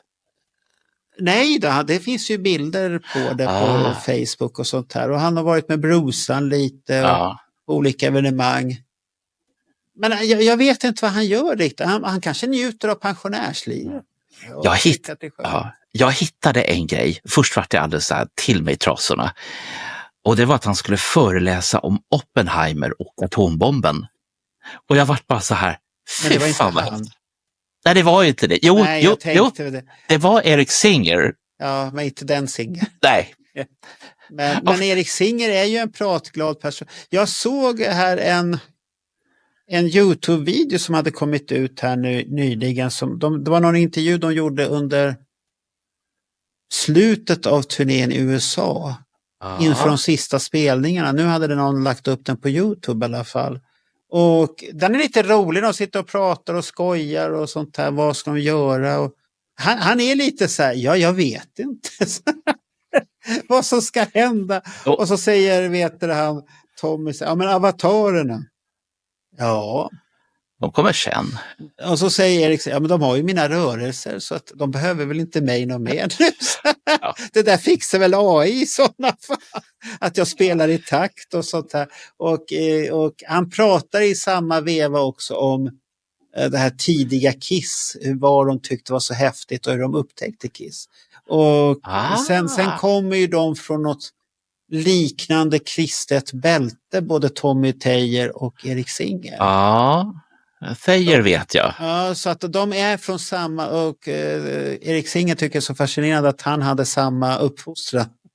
Han sa, jag har aldrig träffat någon som har haft liknande som han, så att så han var lite, de berättade att de hittade varandra rätt så bra där. Nej, men jag vet ju om Tommy Thayers pappa till exempel, om allt hans militära bakgrund och hela då, det militärt och sånt, då brukar man vara, för det finns i USA blandar man in religion rätt så mycket i det hela. Och jag förstår inte riktigt hur det går ihop med ett land med fri religiös att man får ha vilken religion man vill egentligen, att det är bara man väljer den som de flesta tycker om. Ja, men sen när du kommer till armén så får du höra information om bara en enda religion. Det blir lite konstigt och blanda religion och militärt, jag har lite svårt för det. Det får mig att tänka på andra ideologier, om man säger så, där man blandar, fast då var det väl ockulta och vikingar som man tyckte var det fina, Asagudar och Valhalla. Och... Nej, men om ni har några bra tips på det här så skriv i kommentarerna. Det kan vara spännande det. Ja. Men han har inte gjort någonting, Erik. Nej, det var lite det jag var ute efter. Hur är det med hans webbadress då? Har han tagit tillbaka den eller har han lagt ner den? Vad tror du? Han har tagit tillbaka den? Nej. Den är borta fortfarande. Han har inte startat en annan då? Nu tar vi det här live. Short drummer for hire. Fy fan. Fast det här, nu får jag sån déjà vu att jag redan har sagt det här. Den är till salu. Du kan få köpa den för 2000. Ja, men det har du sagt. Fast den har gått upp i pris nu. Då kostar den $2000. Vad är det? 22? Såklart den har gått upp i pris. Han är ju poppis. Ja. Han är poppis. Ja, nej, men 22 000 och den är din alltså. Ja, det är bara att du köper den då, Ben. Jag vill inte ha den. Ja, men då kan du säga jag är vän med Erik Singer. Tänk, vi köpte en vän i sådana fall. Va? Jaha, Erik Singers domän. Ja, då har du ännu fler Kiss-relaterade vänner. Jättefint ju, Bernt. Ett arkiv som du kan öppna och titta att det här är min Volt. Här har jag mina Kiss-vänner. Du kan berätta för din dotter och din son såna här historier sen. Ja, när du får barnbarn. Ska vi prata om en annan snälling istället? För okej. Ja, vem är den sista då? Eller är det slut på gubbarna? Ja, hur många har vi pratat om? Hur många är det kvar? Jag har pratat om alla, så det kan inte finnas någon kvar egentligen. Ja, Eric Carr, han gör inte så mycket nu för tiden. Nej, det är lite svårt och det var dumt sagt, Bernt. Han har lite svårt att göra någonting. Men det finns ju folk Men som gör det finns ju de som hedrar hans minne och ja. Vi kan ju säga att i år på Record Store Day så var det en unik dag för det kom ingen ny utgåva utav Eric Carrs Rock'n'Roll. Det var lite unikt tycker jag. Ja, men jag väntar fortfarande på lite böcker som har varit på gång ganska så länge. Men det är väl det här gamla vanliga att det är en sak att säga att man ska skriva bok. Jag vet inte. Det finns säkert... sen ska man göra det också. Ja, det finns säkert någon i det här rummet just nu som också har sagt att den ska göra det. Vem är det som har pratat om det? Är det hans syster då? Eller? Ja. Okej, ja, det är spännande. Vi får se vad som händer. Nej, men Bruce Kulick, det är honom vi har kvar. Ja, just det, han har vi ju kvar. Ja. Vad gör han då? Jo, han är här. Så här videos och grejer och uppträder och har sig. Och så har han ju pratat mycket om den här lilla tjecka kassetten som vi spelade upp och kommenterade. Den här Animalize. Animalize, ja den har han ju hyllat och tyckte att det var bra. Ja. Men han var ju med där så att det var ju tidigt från början som han var med där. Nej men han är en sån här som just nu så han bara så här går och gör pannkakor och sen åker han iväg på han bor ju där. Det finns en gitarrmässa i Las Vegas som tydligen är. Ja, den är stor. Ja. Men han har ju varit med i lite poddar här och var och yttrat sig. Ja. Haft sig och det man skulle kunna säga som är lite annorlunda tycker jag, det är att nu när Kiss har lagt vantarna på hyllan så har han... Säger de. Ja, de har lagt vantarna på hyllan. Så är det han är lite mer frispråkig. Ja, men det är väl skönt att han får det. Ja, så att han vågar säga och det gör ju att våra förväntningar på boken om han skulle våga säga vad han kände vid vissa tillfällen, för att jag tror inte han har känt sig så här jätteglad vid vissa tillfällen. Nej. Och då tänker jag på Eric Carrs när han var dålig, när han får gå från bandet. Och samtidigt det här när han ska ta över rollen från Mark St. John helt och hållet, när de har sett Mark St. John på bussen och säger hej då och sånt där. Det finns några ställen och sen det här bråket som han hade med sin bror från och till också. Att de var bröder som älskade varandra men ibland hade de mycket bråk i sinsemellan och kom inte överens.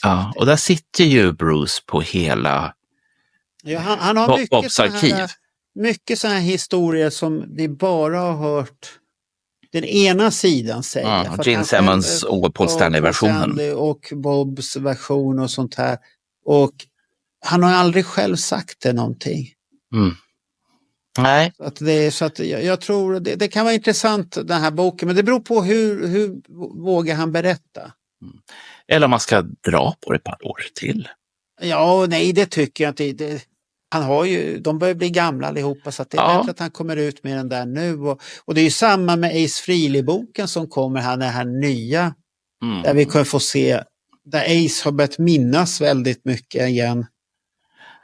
Ja. Det är intressant att han har börjat minnas och jag har själv kommenterat det till författaren. Hur kan han börjat minnas igen? När han inte minns så mycket. Han kan få fått hjälp. Ja, men det är lite farligt när man får hjälp att minnas. Det är inte bra. Så att det är mycket intressant läsning på G där. Så att och sen var väl Carl Linnaeus också på G med en bok, men det var något helt annat band. Ja. Och det var ett helt eget förlag också. Pratar inte vi om Alice Cooper-boken på Gain? Eller har du ytterligare? Nej, det ska vara på något annat vad jag förstod. På ett nytt förlag. Så jag var lite så här, okej, vad hände här? Skriv i kommentarerna. Alltså jag vet inte om jag läste fel eller sånt där, men det är mycket roligt på G. Om man säger så. Mycket roligt på G. Men jag tänkte det här... Du har ju redan Bruce-autografer, men jag tänkte det finns ju flera mässor han åker på. Han åker på en samlarmässa också mitten på maj i Aurora, Colorado. Och sen i juli så åker han till Knoxville. Jag tror att det är Kentucky. Och det är också en sån här kändisar skriver autografermässa. Ja, nu har inte jag vunnit de här på Eurolotto, de här 1,3 miljarderna. Hade jag gjort det så hade vi kunnat, då hade jag sagt, jag kan ta med det, Bernt. Så sätter vi oss på flyget och åker dit och tittar på Bruceland där. Och så får vi, Gene Simmons också där hänger. Alltså, han också där och hänger? Ja, fast det är skillnad från Bruce Kulick, så står det på Gene Simmons. Du får bara autografer på 2 grejer. Ja, men då köper vi. Vi blir så här toyboys för dig en hel dag. Då säger, ja, men det står inte. Ja, men kom på ett pris bara så löser vi det. Så har man så mycket pengar då kan man alltid säga så här, men kom på ett pris. Eller så tar vi helt enkelt och både byter kläder, skaffar lösmustascher och peruker. Varför då? Ja, men då får vi fler autografer. Det är väl inte så svårt. Det kostar ju $100 för 2 men autografer. herregud, har du så mycket pengar så behöver Nej. Då är det bara att säga så här, nu vill jag ha autografer på det här. På allt. Hur löser vi det här? Vad vill du ha? Och då kommer Gene säga, ja men det går att ordna. Vänta tills allt är klart så tar vi det sen. Så de här människorna, de har ju hamnat i den situationen. Säljer man sina kalsonger nästan också alltihopa. Det handlar bara om priset. Allt handlar bara om priset till slut. Jag förstår det. Är det rätt pris? Hade man så mycket, då skulle vi åker till Vinn och knacka på dörren. Nu har vi det här. Ska vi spela in skivan? Till och med han skulle hoppa baklänges. Shit, vi ska spela in skiva. Så får du fika med Vinny där och titta. Och så kommer du säga, han är ingen rolig, han är en riktig skitstövel för fan. Jo, men... han är rolig nu när han fick betalt, men annars fick en jävla skit. Men tänk på boxarna. Alla de här boxarna som har varit på gång i så många år. Tänk om vi, när vi åker dit. Vad är det för jävla boxar? Han kommer inte göra några boxar. Men när vi åker dit och hjälper honom. Men har han sagt att han ska göra box? Han sa ju att han skulle göra boxar på 90-talet. Det är de. Och sen när han kom ut här 2018 eller något sånt. Så bad han om ursäkt för att han inte hade fixat det. Men han sa att det kommer han att fixa snart. Men hur ska han kunna fixa boxen när han inte kan fixa en LP? Ja, men det är därför vi ska åka dit. Vad ska boxen ha? Någon jävla plektrum i sig skramlande där bara? Gammal gitarrsträng som man har shreddat sönder. Det var det dummaste. Att han tror på allt han säger själv. Vad negativ jag låter. Men det blir ju löjligt om man tror att det ska komma en box. Men nu ska jag släppa en skiva, men jag vet inte vad jag ska släppa den. Det blir nog endast på ICA på specialbeställning. Marco, det blir ju jättelöjligt. Marco, ska vi gå och ta en öl tillsammans? Nej, alltså, är vi på slutet här? Det är slut nu. På ditt, vill du att det ska vara slut? Ja, eller har du något mer roligt att komma? Vi kan ju, om du är slut där så har jag några grejer vi kan lite kort säga här så att folk... Vi har 3 stycken evenemang som kan bli av i Kiss-relaterat i Sverige. Och då börjar vi med den första som skulle ha premiär utav de här. Om den blir av. Och det beror på att, för den är på crowdfunding. Man vill få ihop en budget, för det är dyrt. Och det är Alexander Johanssons Kiss The Exhibition. Han har ju lagt ut det där och jag la ju till och med på Anchor en text för jag tycker att det är lite dålig uppslutning. För blir det inte av så får man ju pengarna tillbaka. Och sånt här. Det är det crowdfunding går ut på. Om det inte är en riktig bluffmakare. Och nu tror inte jag Alexander Johansson är en bluffmakare. Magic-boken. Ja, Magic-boken, han var ju en bluffmakare för han tog ut pengarna. För det står klart och tydligt. Det ansvaret på återbetalning ligger på den som har startat crowdfundingen. Och nu vet ju alla vad Falköping är. Och vi stackare som har betalat in 750 kronor. Jag tror inte vi kommer vallfärda dit och skrika. Vi vill ha ditt huvud på tallrik om det inte blir av. Det behöver inte vara rädd, Alexa. Nej. Men det som jag tycker där. Jag skrev den här texten ett litet upprop. För att jag tycker att man vill ha grejer. Och man tycker det är så spännande med Kiss-grejer. Och sen när det kommer Kiss-grejer. Då är uppslutningen väldigt dålig. Då hittar man saker, nu låter jag jättenegativ när jag säger, men man hittar saker och det är negativt, det är det och det och det. Och jag tycker lite tråkigt för att försök se det positiva. Det händer någonting. Så att hoppas det går, vi får se, det är inte många dagar kvar. Alexander, det är väl drygt 20 dagar kvar på den här foundingen han har Så att han har ju tänkt att ha då... Och det går ju... Ja. Var det juli, augusti eller augusti, september? Jag är inne på sidan just nu. Det är... Augusti till september har jag för mig. Ja, precis. Ja. På Oak så han Island. hade tänkt att ha ett galleri som han har en deal med och där skulle han ha den här utställningen. Och det är kostnader för han har mycket grejer och han ska släpa. Det är naturligt att det är kostnader. Ja. Så att det är inte mer med det. Så att försök gå in och stötta i alla fall. Om ni vill. Och det jag satt och funderade på att det var så lågt delt intresse för det. Kan det vara att vi har sett den så mycket? Att det eller... Kan vi vara mätta på Kiss-relaterade grejer? Jag är lite förvånad. Marco, så här. Jag såg hans grejer i Trollhättan 2018. Jag såg hans grejer i Västerås. Ja, det var riktigt 2020. Riktigt men då är det som så här. Vi börjar bli gamla, Marco. Kan du säga att du kommer ihåg exakt vad det fanns för grejer i hans utställning? Det var dojor och det var animalskivor. Ja. Jag kommer ihåg det i detalj. Nej, inte i detalj kommer jag inte ihåg. Nej, det var det jag var ute och få. Samtidigt är det ju en upplevelse att få se saker. Ja, vad jag försöker säga det är att tänk nu ifall det finns flera som oss som inte kommer ihåg allt. Vi måste gå och se det här innan det är för sent. Nej, för jag tänkte bara så här. Så tänkte jag. Tänk om risken är så stor att responsen var så låg och Alexander tänkte, det finns inget intresse. Det var sista gången som grejerna visades var i Falköping. Ja. Och det är ju jättetråkigt om det. Men tanken kan ju bli om man märker, det finns inget intresse. Varför ska jag lägga ner energi på det här? Och jag förstår Alexander. Finns det inget intresse, varför ska jag lägga ner energi? Så att upp till kamp. Det finns, och den här podden kommer så är det fortfarande minst 15, det är minst 15 dagar kvar i alla fall på den. Så att det är upp till kamp och visa var ni står. Så här alltså? Ja, man kan kampa på olika, man kan göra så och så. Men du, vänta. Nu ska vi ta, det finns 2 stycken. Så. Det här är Gene Simmons-varianten. Nej, det är så. Ja, det är den jag inte kan göra för jag får en nervryckning i mitt finger. Men den som du visar just nu, alltså, vad fan blir det? Den där? Ja, det ska ju vara åt det här hållet, inte det. Nej, inte det. Det här är Melodifestival. Jag vet inte vad det är. Anders Tengner som sa, det här är Melodifestival. Melodi.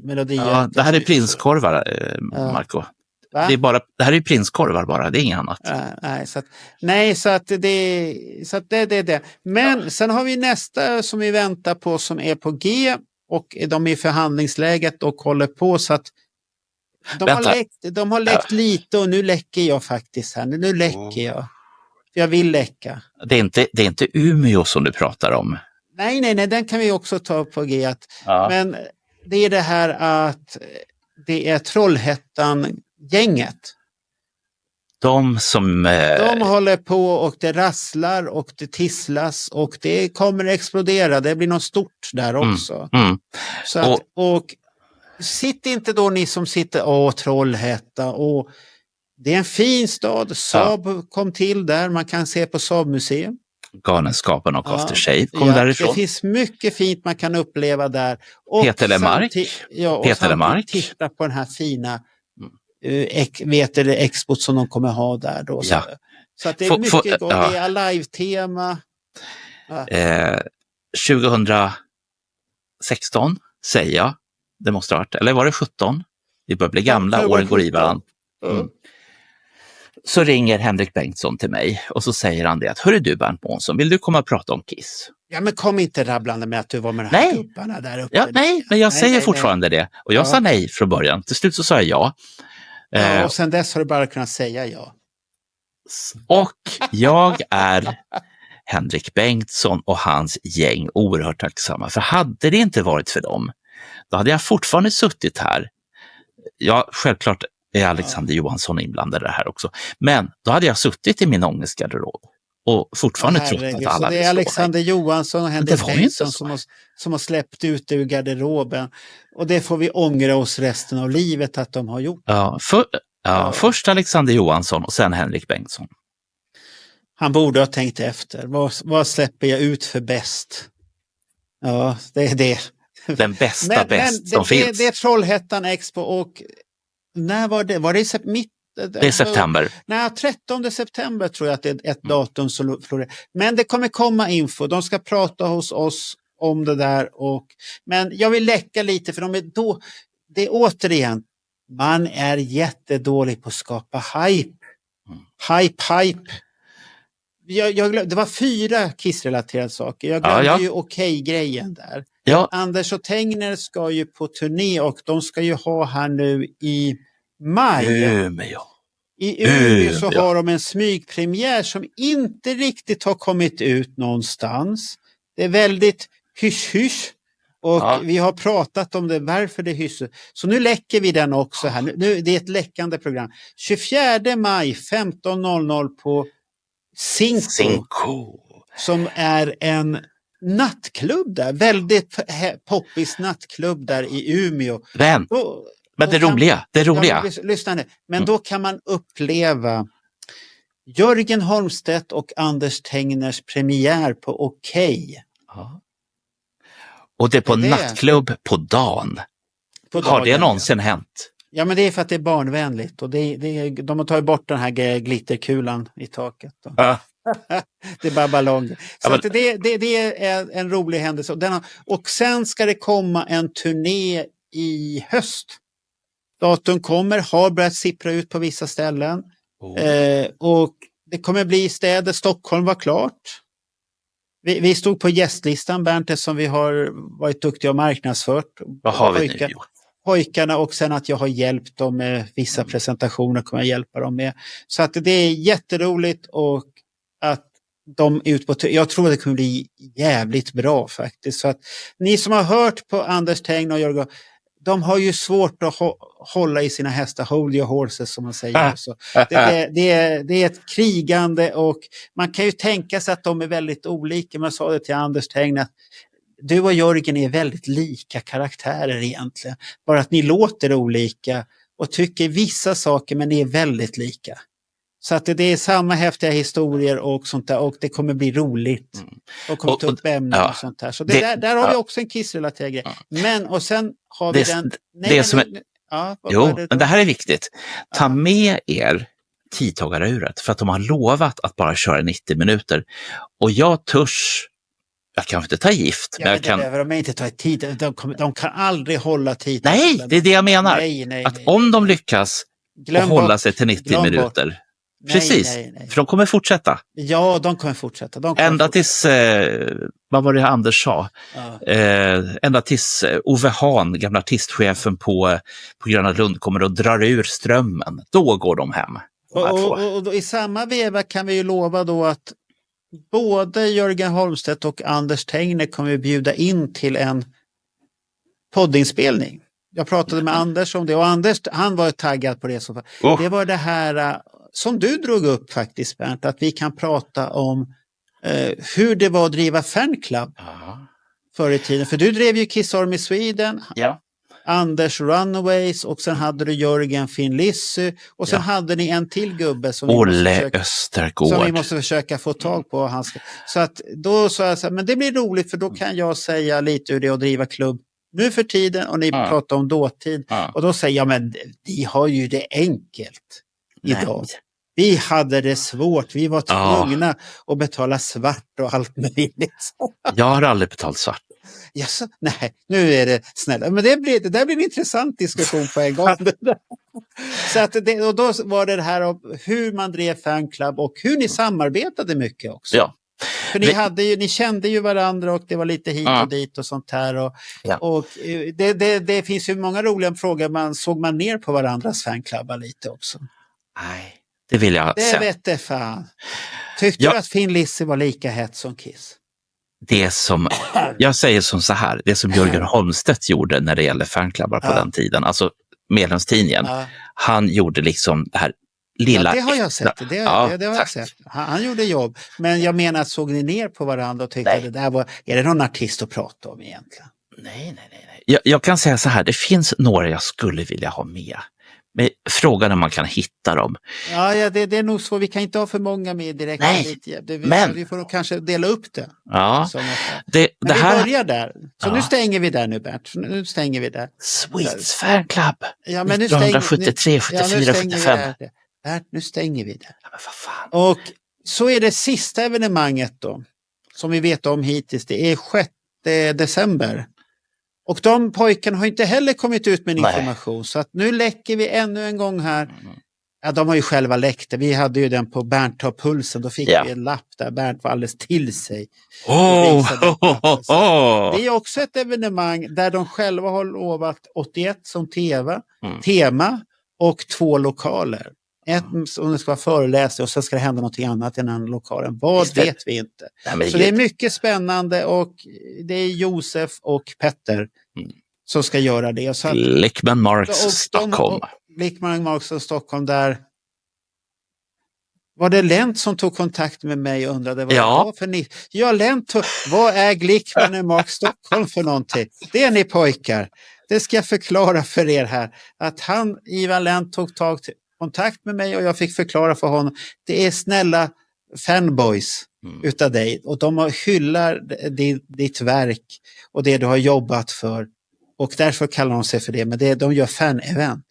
Jaha, men vad trevligt. Ja. Det var hans svar på det hela. Men är inte det egentligen jättemärkligt? Här är han liksom chef på ett företag med sånt här typiskt amerikanskt advokatnamn och han gör så här tråkiga saker som ekonomi och så sitter det några nissar i Stockholm lång tid efteråt och använder namnet som en hyllning till den tid som har varit. Ja, problemet var ju det att jag var ju tvungen när han skickade, för han skickade väldigt formellt när han skrev första meddelandet. Är det bara så här cease and desist eller? Shit, nu måste jag tänka till innan jag svarar på det här. Nu måste jag veta exakt vad jag ska svara och då svarade jag precis vad det är för någonting, att det är fans som hyllar och de gör fan-event och de kallar sig för det för att minnas det nostalgiska som var från den tiden. Och det köpte han med hår och hull och tyckte att det var jätteroligt. Ja. Och då har jag räddat det Petter och Josef istället för så de har snott det namnet för de tyckte det var så bra. Ja. Så att det är de eventen så att det kommer bli en fullsmockad höst. Om vi har tur. Ja, så att antingen så ska man ha en tom kalender eller så ska man ha välfylld plånbok. Nej. Det vet man aldrig vad som kan hända på sådana här event. Man kan ta med sig plånboken och har du tur så kan du swisha till den här personen och sånt där. Så det kan vara köpa. Och de som är kalenderbitna vet ju att det är skivmässa och jag har funderat här om Bernt och jag ska göra en return till skivmässa. Ja, det är ju ett år sedan sist. Så det är väl titta om det har hänt någonting eller är det gamla vanliga stofilerna som går runt där igen? Och är det samma skivor som ligger kvar ett år senare? Ja, det kan man ju också undra. Och så att vi har mycket besök där, Bernt. Och har du fått prata av det nu, Bernt? Nej. Nähä. Jag har en sak kvar. Ja, vad är det då? Du har en sak till nu. Är det något? Det händer ju saker i USA hela tiden. Ja, men vad har det med Kiss att göra då? Nähä. Det finns någonting som äger rum i Las Vegas. Framåt hösten. Jaha, stormen i Las Vegas. Ja, just det. Den där, ja. Den hade jag glömt bort eftersom jag inte ska dit ens en gång. Nej. Det blir en sån här rolig YouTube-händelse bara. Ja. Men det är ju som så här att, och det har vi konstaterat att de dyraste biljetterna, de här för de gick ju på en gång. 500 000 eller vad det nu kostar. Nej, det var inte, överdriv inte Bernt. Så dyrt var det. 60 000 då. Ja. Men de 2 billigaste klasserna är kvar. Och de har först gått ut till VIP-medlemmarna i Kiss Army. Ja. Sen har man gått ut till sådana som mig. De som är gratismedlemmar. Ja, precis. Gratisätarna. Ja. Och nu har man släppt biljetterna. Ja, det gjorde man för ett tag sedan väl? Jag vet, men vi har inte pratat om hela den här biten. Och då undrar jag... Att vi inte har pratat, var det att vi kom fram till att det finns inte så mycket att prata? Nej, och då tänkte jag som så här. Finns det något att prata om nu? För det är ju ett tag sedan vi pratade om att det inte fanns något att prata om. Nej, jag tycker det är fortfarande lite så här. Tommy Teijer ska vara där. Ja. Bruce ska uppträda. Det har de gått ut med fin reklam. Bruce själv också. Ja. Men... That's it. Och sen är det mycket andra band. Kiss coverband ska spela, stora Kiss coverband ska spela där. Så det kan vara en häftig show, för det är de här som lägger in rätt så mycket pengar på sin show också. Så det kan vara häftigt. Och sen det är mycket Sebastian Bach, de som älskar honom. Han är ju stort Kiss-fan, så han kommer att se dum ut hela tiden i alla fall. Lyckligt att få träffa Kiss. Men det kan ju vara roligt, för då kommer han ju vara så här euforisk som han kan bli ibland. Och det följer man honom på YouTube ibland, så i vissa frågor så är han så euforisk så att man ser ju på honom hur lycklig han är. Han är verkligen så här, det här är lycka. Och då är han underbar. Sen kan han vara lite tråkig ibland när det gäller andra saker. Men jag tror att för de som åker dit och tar det vad det är och inte har för höga förväntningar. Det är första gången det kan bli en succé. Det ska vara återkommande, säger de. Vi får hoppas att det blir succé. Men så egentligen så vet vi inte mer än vad vi visste sist. Nej. Det är bara att Tommy Teijer är klar i Kiss i alla fall. Då får vi återkomma. Den frågan har vi pratat förut om, vad är Kiss? Men nu för tiden, man kan konstatera att det är Pophouse som äger Kiss och man skriver kontrakt med allihopa nu för tiden. Jag skulle säga att det är ett varumärke som ägs av svenskar.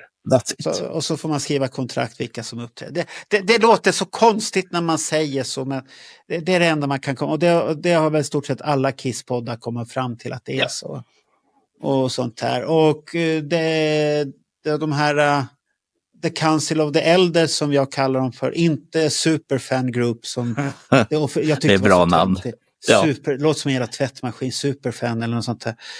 Men The Council of the Elders, som vi kallar här, de har inte sagt så mycket. De har varit lite tysta här nu. För de har gjort sitt jobb och förmedlat och allt det här. Och det är alltså tystnaden före stormen.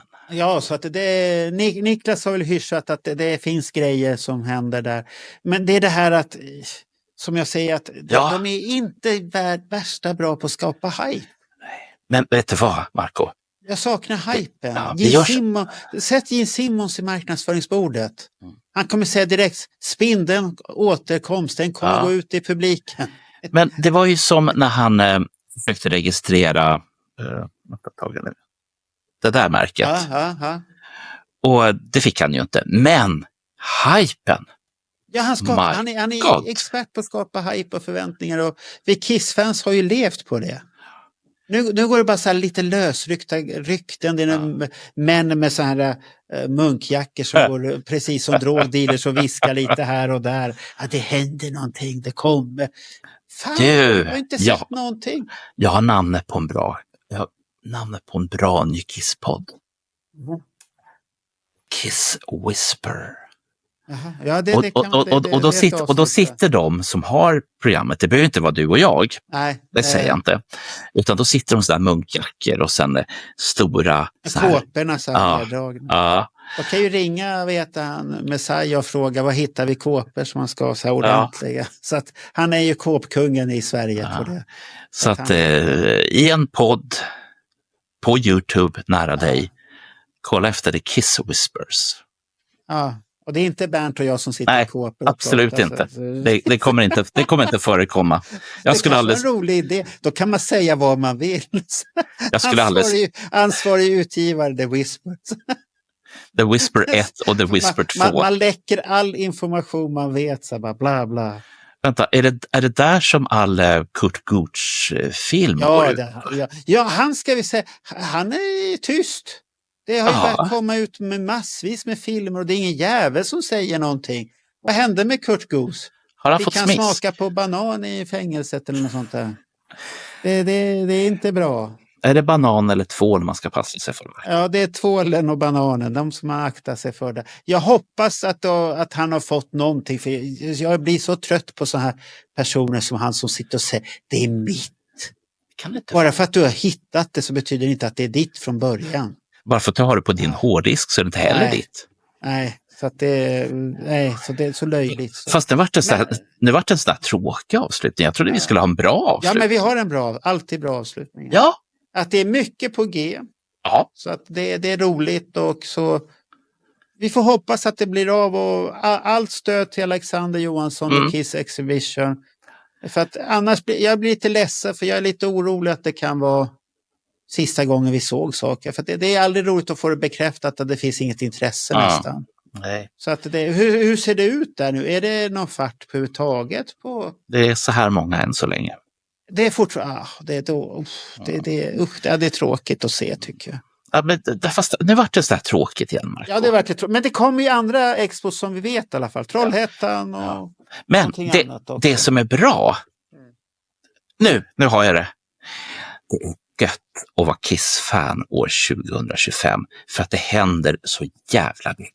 Hela tiden. Det är mycket rykten hit och vi har inte sett någonting ännu på pränt, Bernt.